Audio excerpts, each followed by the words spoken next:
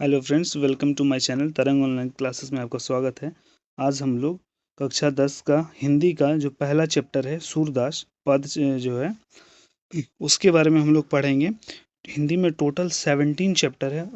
गद्य और पद को अगर मिला दें, मतलब कहानी और कविता को अगर दोनों मिला दें तो टोटल 17 है। आज हम लोग पहला चैप्टर को कवर करेंगे। पहला चैप्टर का जितना भी इम्पोर्टेंट एमसीक्यूज़ है उसको हम लोग कवर करेंगे। टोटल 20 एमसीक्यूज़ इस वीडियो में हम लोगों ने लिया है और होप ये आपको एग्ज़ाम में बहुत काम आने वाला है। वीडियो को ध्यान से देखिएगा, पूरे अंत तक देखिएगा। और हम लोग अल्टरनेट डेज पे, जैसे कि आज मंगलवार हो गया, तो इसी तरह हम अलग अलग मंगलवार, बुध नहीं, गुरुवार को हम फिर एक हिंदी का नया चैप्टर अलग अलग अल्टरनेट डेज पे हम इसको लेते आएंगे। और पूरे एग्ज़ाम से पहले, मतलब 12 फरवरी से एग्ज़ाम है, हम इससे पहले ही इसको पूरा कंप्लीट कर देंगे। ठीक है, तो चलिए पहला क्वेश्चन हम लोग स्टार्ट करते हैं। कहता है, कवि के अनुसार जीव का परम लक्ष्य क्या है? तो कवि के अनुसार जीव का परम लक्ष्य क्या है? भगवान की भक्ति। क्या है? भगवान की भक्ति। ठीक है, अगला क्वेश्चन है, सूरदास जी के पदों में किसकी महिमा का वर्णन किया गया है? सूरदास का जो पद है, ये जो पहला चैप्टर का कविता है, इस पद में किस भगवान का वर्णन किया है, किस महिमा का वर्णन किया है? तो श्री कृष्ण की। किसकी महिमा का वर्णन किया गया है? श्री कृष्ण की महिमा का वर्णन किया गया है। ठीक है, अगला क्वेश्चन, कवि के अनुसार गोपियां कौन सी बात नहीं समझ पाती? कवि के अनुसार गोपियां कौन सी बात नहीं समझ पाती? तो उसका करेक्ट आंसर हो जाएगा, क्या हो जाएगा? वैराग्य की बात। किसकी बात नहीं समझ पाती? तो वैराग्य की बात। ठीक है, अगला क्वेश्चन कहता है, गोपियां किससे कृष्ण को याद करती थी? तो किससे कृष्ण की याद करती थी? वो श्री कृष्ण की मुरली से। उन्हें किन किन की याद से याद किया जाता था? मुरली की धुन से। ठीक है, अगला क्वेश्चन, पद किस प्रकार की काव्य विधा है? पद जो है सॉरी पद जो है किस प्रकार की काव्य विद्या है? तो श्रृंगार रस। किस प्रकार का है? श्रृंगार रस। ठीक है, अगला क्वेश्चन, सूरदास जी के पदों का मुख्य आधार क्या है? सूरदास जी के पदों का मुख्य आधार क्या है?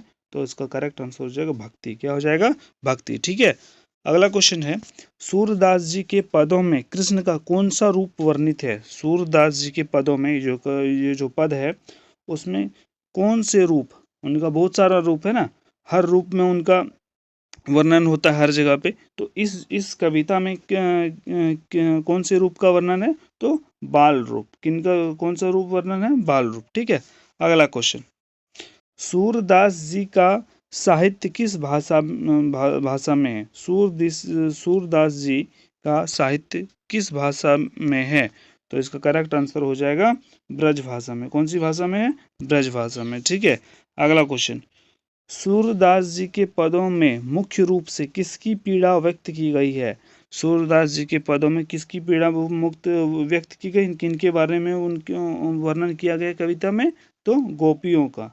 इनके बारे में बोला गया है, तो गोपियों के बारे में। ठीक है, अगला क्वेश्चन, सूरदास किस काल के कवि माने जाते हैं? सूरदास किस काल के कवि माने जाते हैं? तो भक्ति काल के। किस काल के?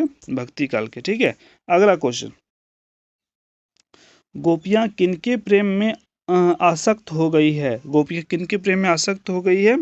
तो कृष्ण प्रेम में। किसके प्रेम में? तो कृष्ण प्रेम में। ठीक है, अगला क्वेश्चन, गोपियां कृष्ण के प्रति कैसी भावना रखती है? गोपियां जो है कृष्ण के प्रति कैसी भावना रखती है? तो कामना की भावना रखती है। कैसी भावना रखती है? कामना की। कवि के अनुसार गोपियां का स्वभाव कैसा है? कवि के अनुसार गोपियों का स्वभाव कैसा है? तो इसका करेक्ट आंसर हो जाएगा भोला। कैसा है? तो भोला वाला है। ठीक है, अगला क्वेश्चन, गोपियों को छोड़कर कृष्ण कहाँ चले गए थे? गोपियों को छोड़कर कृष्ण कहाँ चले गए थे? तो मथुरा चले गए थे। कहाँ चले गए थे? मथुरा चले गए थे। ठीक है, अगला क्वेश्चन, कृष्ण का कौन सा संदेश लेकर उद्धव आए थे? कृष्ण का कौन सा संदेश उद्धव लेकर आए थे? तो वैराग्य का। किसका संदेश लेकर आए थे? तो वैराग्य का।